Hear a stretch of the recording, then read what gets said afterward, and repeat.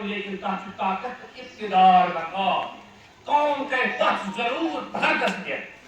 تحت جانت اعتبار مقام انشاءاللہ وہ ہمارے قائدین ہیں سب گرفتار ہیں بس صلاحیت لوگ ہیں اسی کے ساتھ وما علینا الا البلاغ اتنا عظیم بندہ کہ منظر تجھے پکارے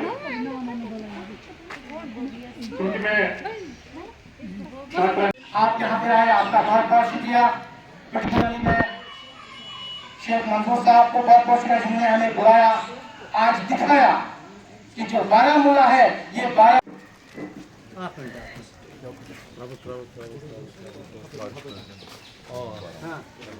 بولا سے خدا کو محمد امین خان صاحب مبارک کرنے طاہر صاحب ٹھیک صحت سے ٹھیک گھر والے السلام علیکم ٹھیک صحت سے ٹھیک اگر اس پیش پات چلو والله پیش اگر اس پیش پات ہاں جی تھینک یو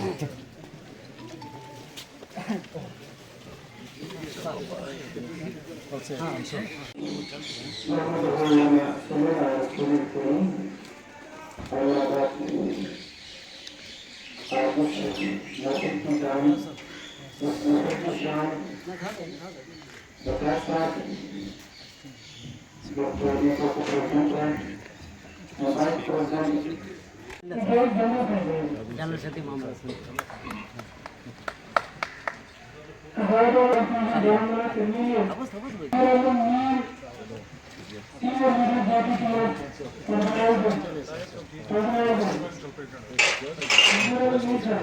یہ دے رہے یہ بتاؤ کون کون سی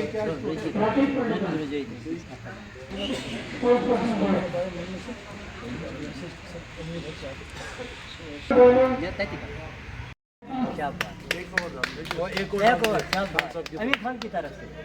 خان صاحب کی طرف سے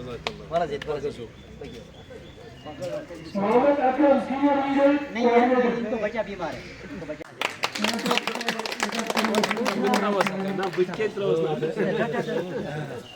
ہاں محمد امین خان صاحب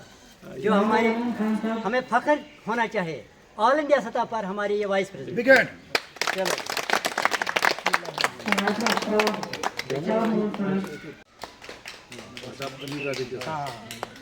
زور صاحب زور صاحب بڑا چرچا ہوا اس کا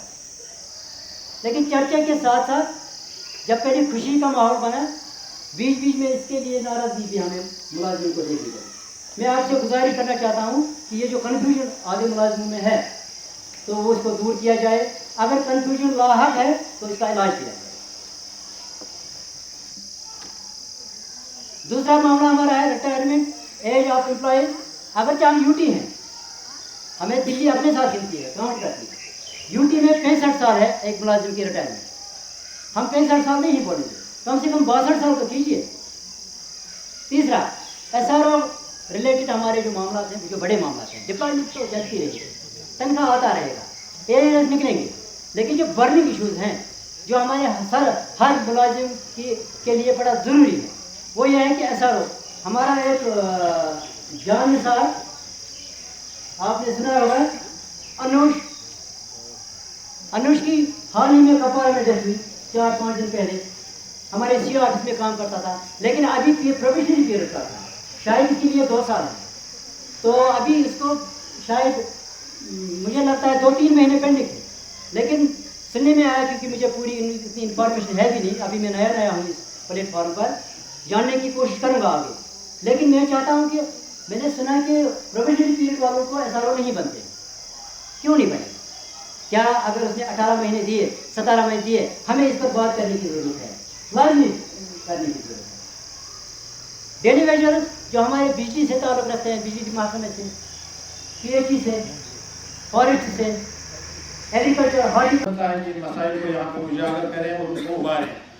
لیکن آپ کو یہ بھی پتہ ہے کہ آپ کی قیادت جو آپ کے پاس یہاں پہ بیٹھی ہے ان کے ذہن اور دل میں یہ مسائل پہلے ہی سے موجود ہیں اور وقتاً فوقتاً ارباب اقتدار تک ان مسائل کو لینے میں یہ کامیاب رہے ہیں ان کو وہاں پر اجاگر کرنے میں کامیاب رہے ہیں آپ کو میں تھوڑا سا انٹروڈکشن دے دوں کہ یہ واحد وہ تنظیم ہے جموں کشمیر مسائل پروٹیکشن کمیٹی جو جمہوری طرز پہ مولد وجود میں آئی. یہاں پہ اس سے پہلے محمد رفیق رافت صاحب الیکشن ہوا باضابطہ طور کم و بیش 55 یہاں کی مختلف آرگنائزیشن میں ووٹنگ میں حصہ لے لیا اور وہ پریزیڈنٹ بنے. اس کے بعد وجاہت دورانی صاحب آئے, بالکل الیکٹڈ آئے. یہ کوئی فیس بک اور واٹس ایپ تک محدود رہنے والی تنظیم نہیں ہے. ہم تواریخ کو نہ بلائیں, ہم اپنے پاسٹ کو نہ بلائیں. 2019 کے بعد یہاں کا جو پس منظر ہے, سیاسی پس منظر وہ تبدیل ہوا, اور اس سیاسی پس منظر کے ساتھ ساتھ یہاں کا ٹریڈ یونین پس منظر بھی تبدیل ہوا.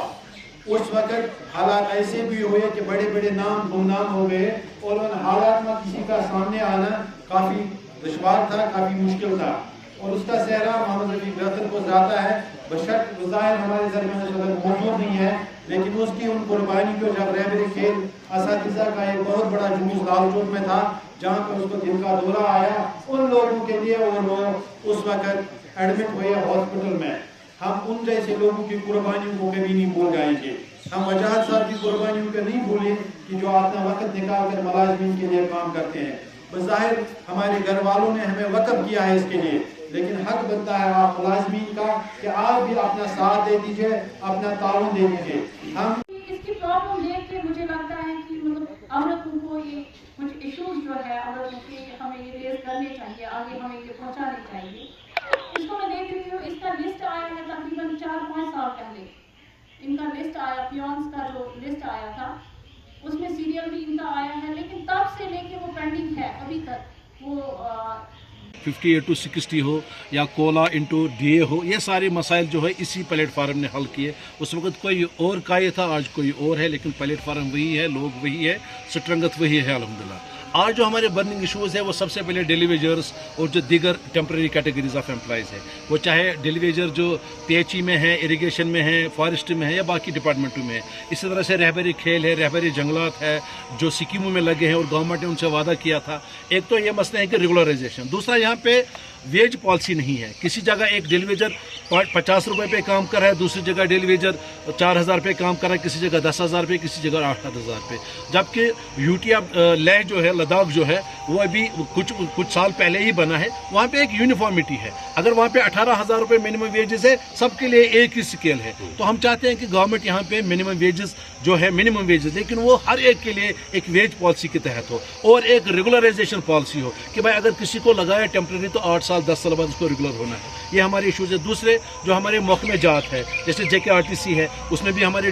کنسالیڈیٹڈ ڈرائیورز ہے جن کو ریگولر ہونا تھا, 8 سال بعد نہیں ہوئے. اسی طرح سے 7th پے کمیشن اگر اس وقت 99% ڈپارٹمنٹوں میں ہے, لیکن کچھ ایسے محکمے ہیں, JKRTC ہے, اسٹیٹ فارسٹ کارپوریشن ہے, وہاں پہ نہیں ہے. اسی طرح سے جو ایجوکیشن ڈپارٹمنٹ ہے, ایجوکیشن ڈپارٹمنٹ میں ہمارے +2 لیکچرارز ہیں. اب دیکھیں کہ اس سرکار میں ڈیلی ویجر سے لے کر گیزٹڈ افسر بھی سفر کر رہا ہے. ان کی اسٹیگنیشن ہے, جہاں پر لگے ہیں وہیں پہ ابھی تک ہے. گیزٹڈ آفیسر ہونے کے باوجود بھی ان کے لیے ابھی تک پروموشن کے ایوینیوز نہیں بن رہے ہیں. اسی طرح سے جو ہمارے رہبری تعلیم ہے, ان کے لیے ٹرانسفر پالیسی نہیں بن رہی ہے. میاں کیا بولتے ہیں اس کو, کپوارہ میں کام کرتا ہے اور اس کی مسز اننت ناگ میں ہے. جب پالیسی ہی نہیں ہے تو ہم چاہتے ہیں کہ سرکار ان چیزوں پہ توجہ دے, کہ ایک پالیسی بنائے. جو ریزرو کیٹیگری کے امپلائی جموں بیسڈ ہے, جو کشمیر میں کام کرے, ان کی اکاموڈیشن کا مسئلہ ہے, ان کی ٹرانسفر پالیسی کا مسئلہ ہے. کچھ ایسے مسئلے ہیں جو سرکار 10 منٹ میں حل کر سکتی ہے, لیکن ہمیں لگتا ہے کہ سرکار جان بوجھ کے چاہتی ہے کہ ملازم اور ایڈمنسٹریشن کے بیچ میں ایک خلفشار پیدا رہے. ہم نہیں چاہتے ہیں کہ ہم ان کے ساتھ